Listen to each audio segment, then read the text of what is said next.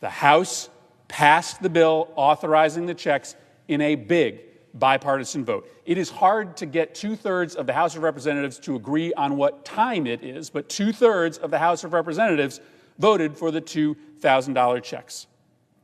President Trump supports the $2,000 checks, so he'll sign the bill if the Senate sends it to him.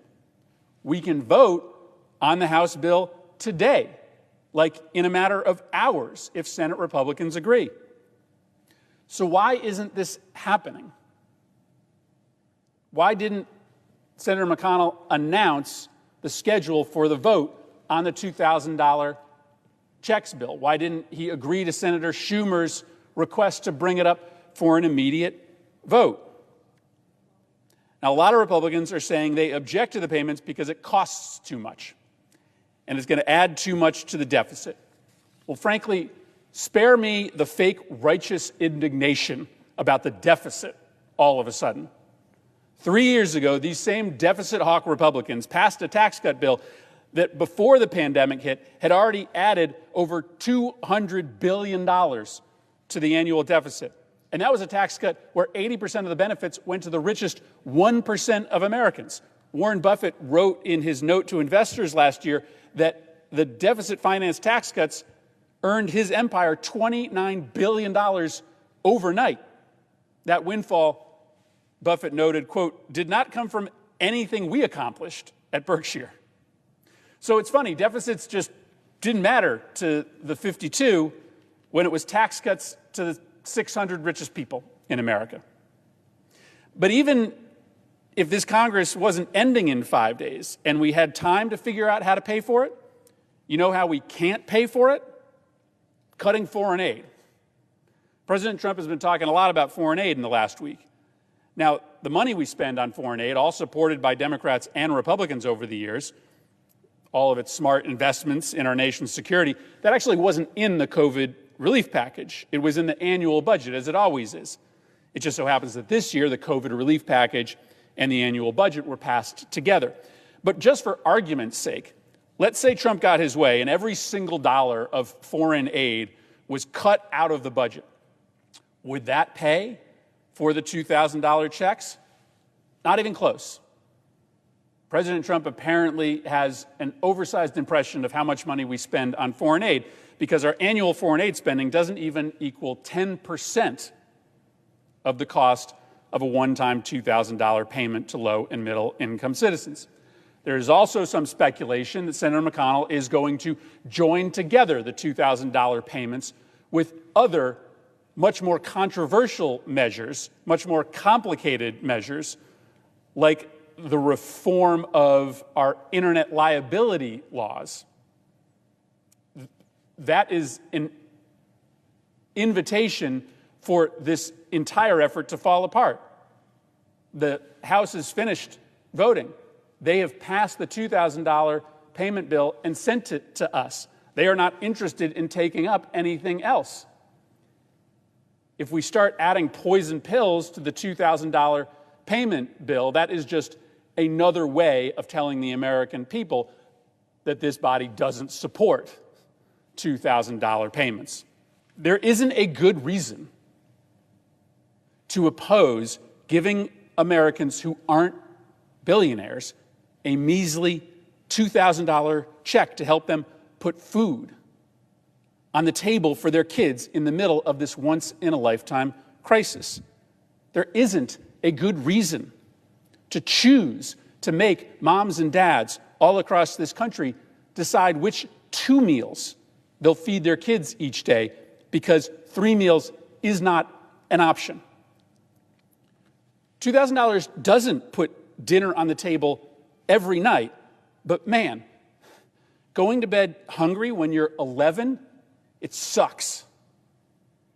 And even dealing with it every other night instead of every single night, no kid is going to turn that down. There are 52 of you.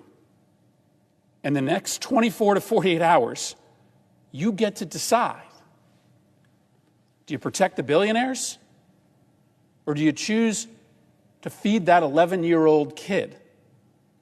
The only thing that stands between the American people and a $2,000 emergency survival check is 52 Senate Republicans. This is Connecticut Senator Chris Murphy in the aftermath of Senate Majority Leader Mitch McConnell blocking the unanimous consent request for $2,000 checks to the American people, an increase from the almost insulting $600 relief checks that had already passed. And yet, instead of acknowledging that Americans are hurting, that people can't afford to pay their rent, to keep their heat on, to put food on the table, McConnell decided that his priority would be linking any increased stimulus checks with some Republican pet projects, because their priority isn't you, it is themselves. And so now, it's likely that the only way McConnell deigns to bring the $2,000 checks bill to the floor is if it's paired with a bunch of poison pills, like a repeal of Section 230 and opening up investigations into Trump's imaginary claims of election fraud.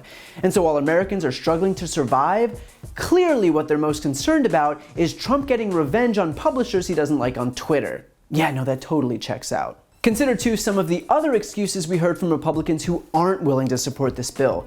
First, that we have to take the deficit into account, which is rich considering the entire GOP voted in favor of Trump's tax cut for the ultra-rich that exploded the deficit and dried up revenue to the federal government. And yet, shockingly, there wasn't a word about the deficit when they stood to gain from it. I guess fiscal responsibility only counts when it comes to those who are less wealthy than they are. There's also the sticking point that Trump wants to eliminate any foreign aid. But like Chris Murphy said, even eliminating all aid still wouldn't even amount to 10% of what it would cost to increase funding for stimulus checks from $600 to $2,000.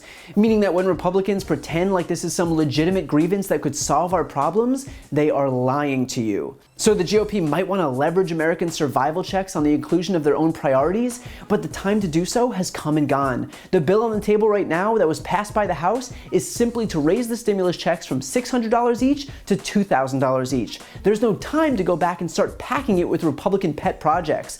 The legislative session is only days away from ending, and yet instead of making it their final act to deliver some real, tangible relief to a country that is hurting, all they can manage to do is hold the American people hostage until they can exact enough concessions to benefit themselves. The truth is this: if Republicans, from Trump to McConnell to the rest of Congress, actually wanted the American people to have adequate relief, they'd have passed it months ago. The HEROES Act with $1,200 checks has been languishing on McConnell's desk since May.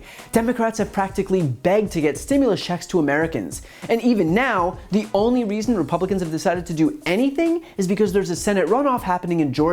And so they passed $600 that'll cover, what, a quarter of 1 month's rent in some places? Because it's not about delivering actual relief, it's about satisfying the bare minimum necessary for them to be able to say they did something. So when you wonder how it's possible that the Republican caucus can't manage to demand McConnell bring this bill up for a vote without any preconditions or poison pills, it's because they don't actually care about it. If they did, we'd be on par with the rest of the world, which managed to protect its citizens. Instead, we're left with a Republican Senate that prides itself on its unwillingness to help people. So hopefully the voters in Georgia remember that when it comes time to vote for control of the Senate in January.